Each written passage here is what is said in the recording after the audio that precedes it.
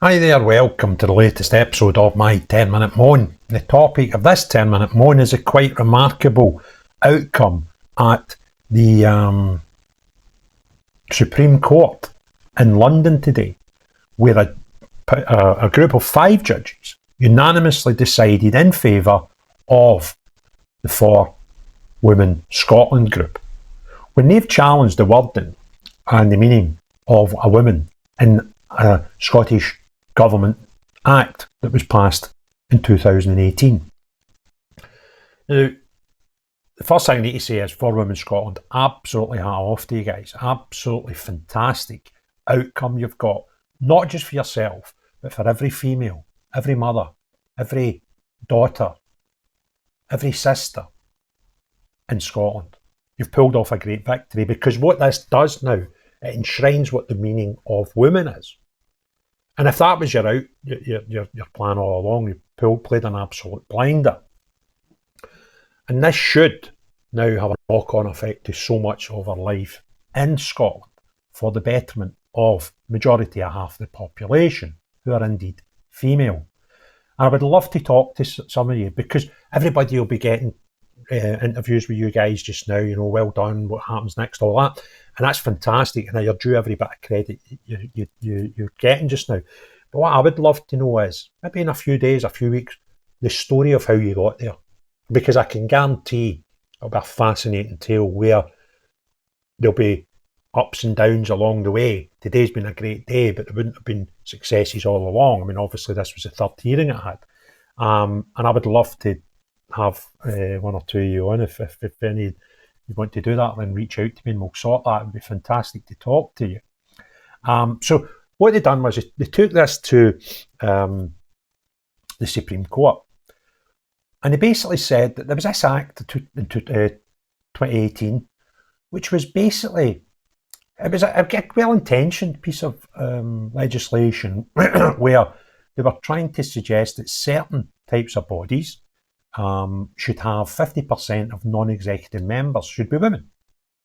And if it full stopped there, then everybody would think, well, that kind of makes sense. It was for certain Scottish public authorities groups to have 50% females. But it didn't just stop there. It went on to say what a woman is in this 2018 Act. And it said a person who has the protected characteristics of gender reassignment, only if the person is living as a woman and is proposing to undergoing or undergone processes or part of a process for the purpose of becoming female. So that was quite a bit weird, because even after all of that, is that person a woman? I could kind of think not, right? But what they were saying at this juncture was, even somebody proposing to go. So if you want to just live as a woman, I don't know what that means. Does that mean you wear a dress? I don't know. Does that mean you grow your hair? I'm not sure how you define living as a woman, especially now it's 2025. But what they were saying at that time was, if you're living like a woman and are proposing to do something about it, I would imagine that means surgery or any processes, then you were a woman. And that is kind of mental. So that's what they took to the court, to the Supreme Court. And I want to talk about two people's reaction to this. The first is John Swinney, who is actually the First Minister of Scotland. And the other one is a person called Herbert, who I'm quite sure is a man, although he has a female name and presents as a female.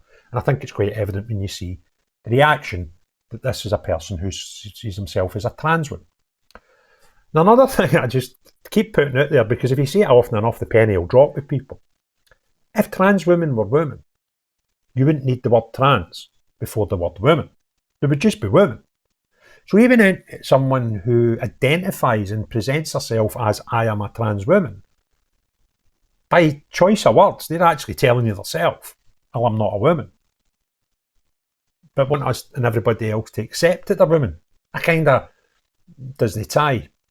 So now that we've decided that sex is binary and you're either a man or a woman, then a trans woman, by definition, must be a man, because they're definitely not a woman, or they wouldn't need this trans thing in front of the name.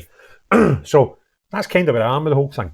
I also think that when we have a minority of people having an issue, which happens quite a lot in society, then society should look at whatever the issue is of the minority and say, well, will giving them what they want affect the majority of other people? If the answer's no, we kind of but it should be easier then to say, well, whatever it is the minority want, we'll give them. And I'll give you a good example. Gay men wanted to be able to marry. And yeah, there was some people weren't happy with that, but reality was, were they affected by it? Probably not, right? So society looked at that and said, right, the minority of people, these group identify as gay men, want to get married and lesbian women. Does that affect the majority? No. Right, well, let's just sort that out. So that's quite easy. But what they're trying to do now with the trans stuff is a group who identify themselves as less than 1% of the population want to dictate things that affect women, who are, the last time I checked, slightly more than half the population. So that's the majority. So that you can't just go, oh, that's a wee shame, that wee group want to pee in women's toilets, let's just let them. Things like that, safe spaces, gender identified sports. No, you can't just go, oh, all right then, come on in. Because it does affect the majority of other people. And the things I find odd are, you see plenty men say they're trans women and want to take part and do take part in women's sports. But I kind of don't see any going the other direction. And the stats that I came across when I was looking through this judgment was the split between trans women and trans men is actually almost split down the middle. So why do we not have this great surge of women who identify as trans men want to play in men's sports? It doesn't happen that way. It only happens the other way, when there's a benefit to the trans person. And again, reverting back to what I said earlier, that then affects the majority who are non-trans, 99.9% of the population, or 99.1%, somewhere in that window. So that's kind of what we're up to. So what happened today, right? So if you saw, the reactions I want to discuss are John Swinney's and this Herbert, right? So John Swinney comes on to Twitter to say, the Scottish Government accepts today's Supreme Court judgment. The ruling gives clarity between two relevant pieces of legislation passed at Westminster. We will now engage on the implications of the ruling. Protecting the rights of all will underpin our actions. Sometimes, John, you've got to just accept you can't protect the rights of all, because by doing so, some will get affected when you try to protect the rights of others.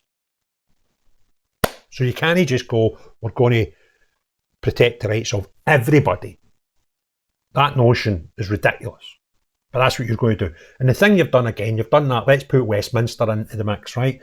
And you're right, there was two relevant pieces of legislation discussed in the case hearing and mentioned in the findings. But it was to actually show that your legislation, your Act from 2018, was actually inaccurate. Because they were looking at rights for women and going, well, that's women in the traditional sense. So they used these two Westminster pieces of legislation to justify how yours was wrong. They were needing clarity. People were quite clear what they meant when they talked about women. But yours was the only one that went on about, well, people that present as women and might be getting surgery. You muddied the waters. So can we just stop the nonsense? Now, the other thing that I found a bit bizarre was BBC and Sky both had this person, who I believe is a man, Herbert, who looks like a woman, dresses like a woman, presents as a woman, and says she's a trans woman. So that means you're a guy, right? And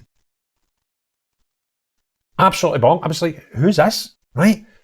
Then I found out Heather has a website. And it's mental, right? So originally born in Leicester, staying up to date with events around the world can be difficult, where it's impossible to consult a single source for the full story. Narratives that shape public opinion often just reinforce media and corporate-backed vested interests. It's hard to know what information to trust. See what the media is exaggerating sensationalising, over or under reporting. That's why I've been using Ground News. Ground News is an app and website that combines news from around the world in one place so you can compare coverage. For every news source, you can see if it has any political bias, how reliable the reporting is, and who owns them. They even have a blind spot feed that highlights news disproportionately covered by one side of the political spectrum. Take a data-driven view on the news and stay current. Get news from thousands of sources worldwide in one place. I've been using Ground News to help me get all the world's news in one place and give a more balanced opinion on what we read and viewing who is telling us the truth and who isn't. Subscribe via my link to get 40% off the Vantage subscription. It's the one I use to get unlimited access to every feature. Your subscription can not only help my channel, but also help Ground News, as it makes the media landscape more transparent. This is off Heather's own website. Heather is a lifelong activist and campaigner, having been involved in anti-war and anti-fascist campaigns, as well as campaigns to save local services from closing. This bit gets right in my gonads. Having moved to Scotland in 2013, she voted in favour of Scottish independence in 2014. You've only just came here, and you get the same vote as me, someone who's lived in Scotland all their life, on the point of Scottish independence. That gets up my goat. Then, for somebody that's an independence supporter, he done something a bit weird. In 2017, joined Scottish Labour, hoping to move the party to the left, but failed. In November 2018, now the reason I say that's a bit odd, Labour are a unionist party, they don't want independence. Anyway, in November 2018, was elected the transit officer for LGBT plus Labour Scotland, where worked with members at all levels of the party to try and eradicate transphobia through education. One of the areas Heather identified where trans visibility could play a major role in winning the normalisation of trans identity is that of elected members. So, with that stood in the 2019 general election for the Gordons constituency, where ran as a paper candidate and unsurprisingly not elected, ran again in 2021 for Scottish Parliament constituency of Donside, where again was a paper candidate for Labour. But late 2021, she left Scottish Labour and joined, you'd never guess this one, you'd never seen it coming, Scottish Greens, right? Shortly afterwards was elected along with Beth Douglas to co-convener of the Rainbow Greens, right? So, right, if you cast your mind back to not that long ago, there was another Green candidate who got ridiculed and ended up stood down as a candidate for the Scottish Greens. Sophie Molly. Sophie Molly was a Green character who got binned because they were absolutely barking, right? Now, here's the odd thing, right? It's quite a bizarre thing. Half of the posts on Heather Herbert's website are from Sophie Molly about the rise in reform which is punishing the poor, stop calling trans people a fad, Oxford Literary Festival is harming the queer community, the Scottish Government has turned its back on trans people, the shocking rise of transphobia in the UK. These are all articles on Heather Herbert's website by Sophie Molly. But here's the kicker, right? Here's the absolute kicker. When you go into Heather's media coverage, back in December 2023, this is when the Scottish Parliament was defeated by the UK government, where they pulled a Section 35. Section 35 is basically Scottish Parliament pass an act which they actually don't have any control over, and that was the Gender Recognition Act, right? And we said, if you're 16, you don't even need to be diagnosed with a doctor, just fill out a form and you change your gender recognition. And UK government went, you can't do that because that will overcut a lot of UK-wide policies. So you can't do that. Anyway, so back then, this was a year after it was passed. This time last year, Herbert... Wait to see who STV interviewed about that decision. And look who's with him. But today, at home in Aberdeen, she was dealt a blow after a block by the UK government to those gender reforms was deemed lawful by the Court of Session. I'm distraught. It's a blow not just to trans people but to Scottish democracy more widely, giving Westminster the power to veto any decision that the Scottish Parliament makes. I think it sends a very dark signal to trans people in the UK more generally. It's more for my friends and family. It's a final insult to the friends and family of trans people who pass away, that they're buried in the wrong gender. While the two governments lock horns, campaigners say today's decision only poses more uncertainty for trans people, whose lives are being used as a political football.